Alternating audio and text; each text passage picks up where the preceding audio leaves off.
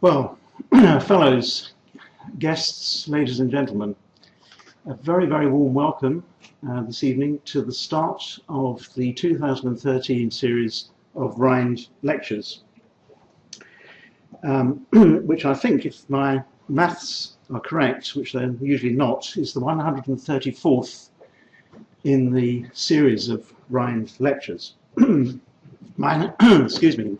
My name is Alan Saville. I'm the current president of the Society of Antiquaries of Scotland, and it's the society which is your host for the lectures this weekend, with the cooperation and collaboration of the Royal Society of Edinburgh, where we are this evening. Now, it's the custom at the Rhind lectures to begin with a brief personal memoir about Alexander Henry Rhind of Sibster, near Wick in Caithness, who endowed this lecture series.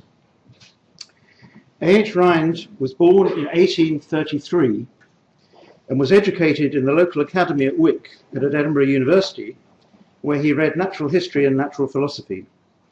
He also attended lectures by Cosmo Innes on Scottish history and antiquities because of his strong personal interest in those subjects. He involved himself in the archaeological study of his native Caithness, and in 1851 opened a number of chambered tombs, including those chambered tombs at Yarrows. In 1853 he investigated the Broch at Kettleburn, a report on which appeared in Volume 1 of the Society's proceedings. The finds from the Broch were presented to the Society, Rhind having been elected a Fellow in 1852 and becoming an honorary member in 1857, aged only 24. His archaeological interests were wide-ranging. For example, in 1851, he made an extended tour in Europe, visiting museums in the Netherlands, Denmark, Germany, Switzerland, Austria, and Italy, and he was subsequently called upon to advise the Society on the organisation of its own exhibits in its museum.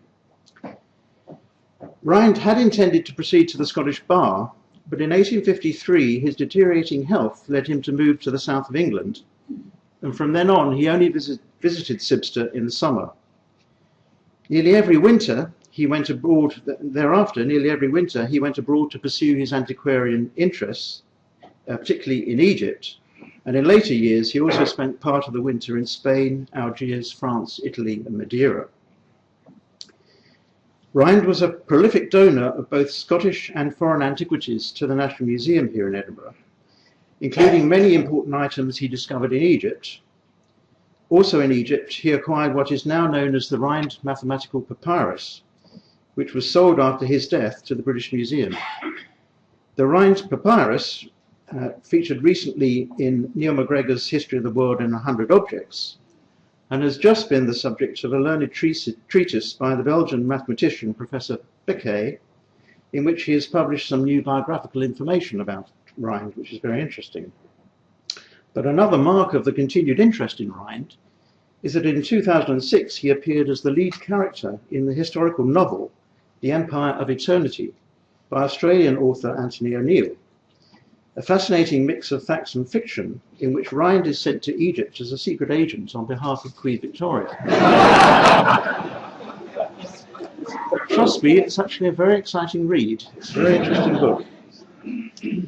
In reality, Rhind was an active writer of papers, memoranda, and letters himself, and he concerned himself, for instance, in matters of antiquities and treasure trove, on which he published influential pamphlets. In 1855, on British primeval antiquities, their present treatment and their real claims, and in 1858, on the law of treasure trove, how can it be best adapted to accomplish useful results? Something we're still working on, I think. His magnum opus, his book on his work at Thebes in Egypt, was published in 1862, shortly before his death, with the title Thebes, its tombs and their tenants, ancient and present, including a record of excavations in the necropolis. Rhind died at Zurich in 1863, just some 23 days short of his 30th birthday, and was duly buried subsequently in the family burial ground at Wick. Among his many bequests, he was very, very generous to our society, including the gift of his library of some 1,600 volumes, a sum of £400 for excavation in northern Scotland, and the profits and copyright of his book on Thebes. In addition, he left the eventuated residue of his estate at Sibster to the Society to endow the lecture series that still perpetuates his name. And so, since their inception in 1876, the lectures have enabled speakers to present, and I quote, a course of not less than 6 lectures on some branch of archaeology, ethnology, ethnography, or allied topic, in order to assist in the general advancement of knowledge. That's the Rhind introduction, and I have a few practical announcements before we come on to this evening's business.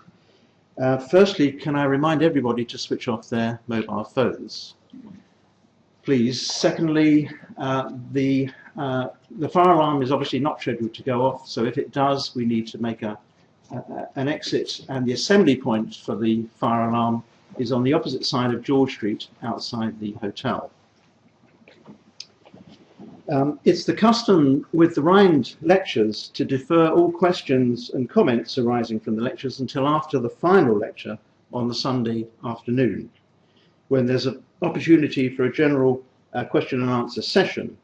So please save and hone your questions. It gives you time to think up some really taxing questions for the speaker, or some devastating comments to make in a fully rounded fashion. So it's my very, very great pleasure to introduce our Rhind lecturer for this evening for the 213 series, Professor Richard Fawcett, and his chosen theme of the architecture of the Scottish late medieval church.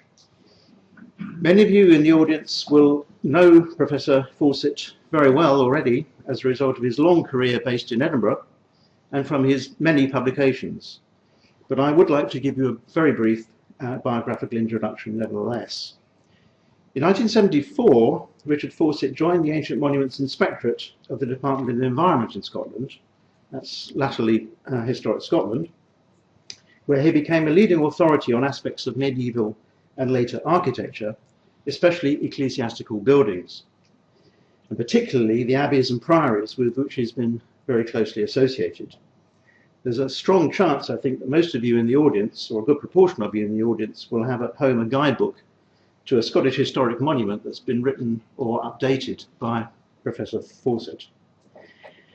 He's been a Fellow of this Society since 1975, a Fellow of the Society of Antiquaries of London since 1979, and a Fellow of the Royal Society of Edinburgh since 1997. In 2008, he was honoured with the appointment of OBE. As retirement from his position as Principal Inspector of Ancient Monuments at Historic Scotland approached, and having previously held honorary positions at Glasgow and Edinburgh universities, he was invited to become an honorary professor in the School of Art History at St Andrews, a situation which has obviously proved so successful that since 2007 he's been an established professor there.